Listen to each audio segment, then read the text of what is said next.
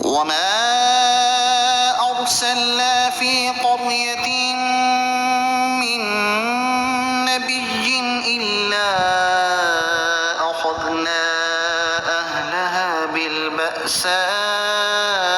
والضراء لعلهم يضرعون ثم بدلنا مكان السيئة الحسنة حتى عفوا وقالوا قد مس آباءنا الضراء والسراء فأخذناهم بغتة وهم لا يشعرون۔ اور ہم نے کسی بستی میں کوئی نبی نہ بھیجا مگر ہم نے اس کے رہنے والوں کو سختی اور تکلیف میں پکڑا تاکہ وہ گر گڑائیں۔ پھر ہم نے بدحالی کی جگہ خوشحالی بدل دی یہاں تک کہ وہ بہت بڑھ گئے اور وہ کہنے لگے بے شک ہمارے باپ دادا کو بھی تکلیف اور راحت پہنچتی رہی ہے، تو ہم نے انہیں اچانک پکڑ لیا اور انہیں اس کا کچھ علم نہ تھا۔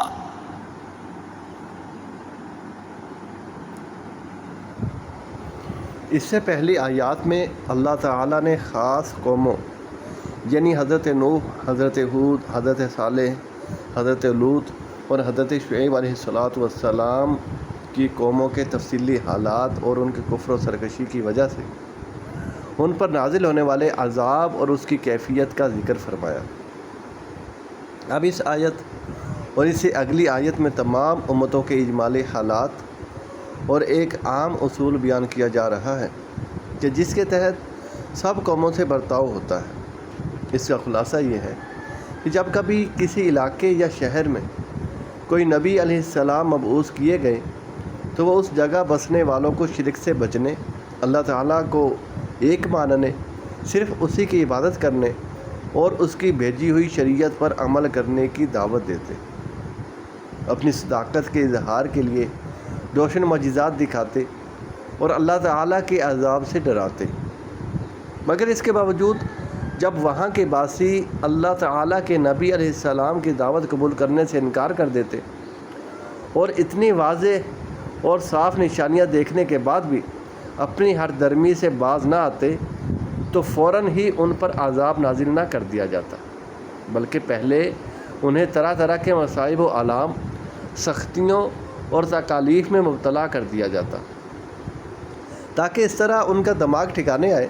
اور باطل مذہب چھوڑ کر حق مذہب کے سایہ رحمت میں آ جائے۔ اور اگر یہ طریقہ بھی کارگر ثابت نہ ہوتا تو پھر ان پر انعام و اکرام کے دروازے کھول دیے جاتے، اولاد کی کثرت، مال کی زیادتی، عزت و وقار میں اضافہ، قوت و غلبہ وغیرہ ہر طرح کی آسائشیں انہیں مہیا کر دی جاتی، تاکہ اس طرح وہ اپنے حقیقی محسن کو پہچان کر اس کی نافرمانی سے باز آ جائیں اور اس کی اطاعت و فرما برداری اختیار کر لیں۔ لیکن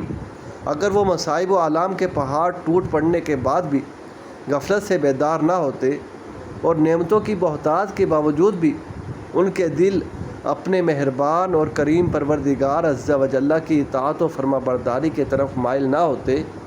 تو وہ عذاب الہی کے مستحق ٹھہرتے۔ یہ سب بیان کرنے سے مقصود کفار قریش اور دیگر کفار کو خوف دلانا ہے تاکہ وہ اپنے کفر و سرکشی سے باز آ کر اللہ تعالیٰ اور اس کے پیارے حبیب صلی اللہ تعالیٰ علیہ وآلہ وسلم کے اطاعت گزار و فرما بردار بن جائیں۔ قد مس آباءنا الضراء والسراء، بے شک ہمارے باپ دادا کو بھی تکلیف اور راحت پہنچتی رہی ہے۔ جب نافرمان قومیں مصائب و آلام کا شکار ہوئیں تو اس وقت ہونا یہ چاہیے تھا کہ وہ لوگ ان سختیوں اور تکالیف سے عبرت حاصل کرتے ہوئے اپنی اصلاح کی طرف توجہ دیتے، لیکن وہ یہ کہہ کر اپنے دل کو منا لیتے کہ یہ تباہ کن بارش یا قحط سالی یا زلزلہ یا آندھی طوفان جس نے تباہی و بربادی مچا دی اور سب کچھ نیست و نابود کر دیا، یہ ہمارے باپ دادا کو بھی ایسے ہی تکلیف اور راحت پہنچتی رہی ہے۔ اس میں اللہ تعالیٰ کی نافرمانی کا کوئی دخل نہیں، اور نہ ہی یہ ہماری کسی اخلاقی کمزوری، کاروباری بددیانتی اور غریبوں پر ظلم و تعدی کی سزا ہے، بلکہ یہ سب موسمی تغیرات کا نتیجہ ہے اور زمانے کا دستور ہی یہ ہے، کبھی تکلیف ہوتی ہے کبھی راحت۔ ان گزری ہوئی قوموں کے حالات کو سامنے رکھتے ہوئے ہمیں چاہیے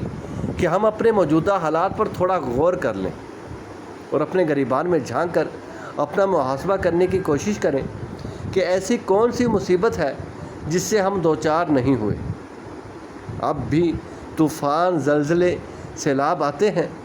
لیکن ان سے عبرت حاصل کرنے کی بجائے ان کی سائنسی تحقیقات پر غور کیا جاتا ہے، اور جو لوگ اس مصیبت میں مبتلا ہوں ان کا تماشا دیکھا جاتا ہے۔ بقیہ ان چیزوں کو دیکھ کر عبرت حاصل کرنا، توبہ کی طرف راغب ہونا، بارگاہ الہی میں رجوع کرنا، برے اعمال چھوڑ دینا، نیک اعمال میں مشغول ہو جانا، ظلم و ستم اور بددیانتی کو چھوڑ دینا، یہ سب کچھ پھر بھی نہیں کیا جاتا۔ بلکہ افسوس ہمارے دل کی سختی کا تو یہ عالم ہے کہ طوفان کا سن کر اللہ تعالیٰ سے پناہ مانگنے اور اپنے گناہوں سے توبہ کرنے کی بجائے خوشی خوشی ساحل سمندر کی طرف طوفان کا نظارہ کرنے دوڑتے ہیں۔ گویا آنے والے طوفان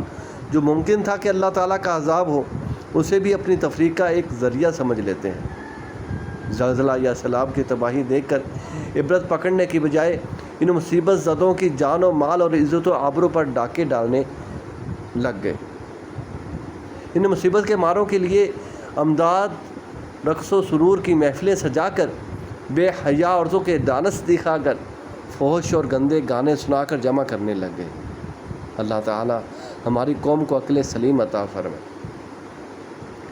بادل، آندھی وغیرہ کو دیکھ کر سرکار دو عالم صلی اللہ تعالیٰ علیہ وآلہ وسلم کا عمل مبارک کیا تھا، اسے اس حدیث پاک کی روشنی میں ملاحظہ فرمائیں۔ حضرت عائشہ صدیقہ رضی اللہ تعالیٰ عنہا سے مروی ہے کہ جب رسول اکرم صلی اللہ تعالیٰ علیہ وآلہ وسلم تیز آندھی کو ملاحظہ فرماتے اور جب بادل آسمان پر چھا جاتے تو آپ صلی اللہ تعالیٰ علیہ وآلہ وسلم کے چہرہ اقدس کا رنگ متغیر ہو جاتا اور آپ کبھی حجرہ سے باہر تشریف لے جاتے اور کبھی واپس آ جاتے۔ پھر جب بارش ہو جاتی تو یہ کیفیت ختم ہو جاتی۔ میں نے اس کی وجہ پوچھی تو ارشاد فرمایا، اے عائشہ رضی اللہ تعالیٰ عنہا، مجھے یہ خوف ہوا کہ کہیں یہ بادل اللہ تعالیٰ کا عذاب نہ ہو جو میری امت پر بھیجا گیا ہو۔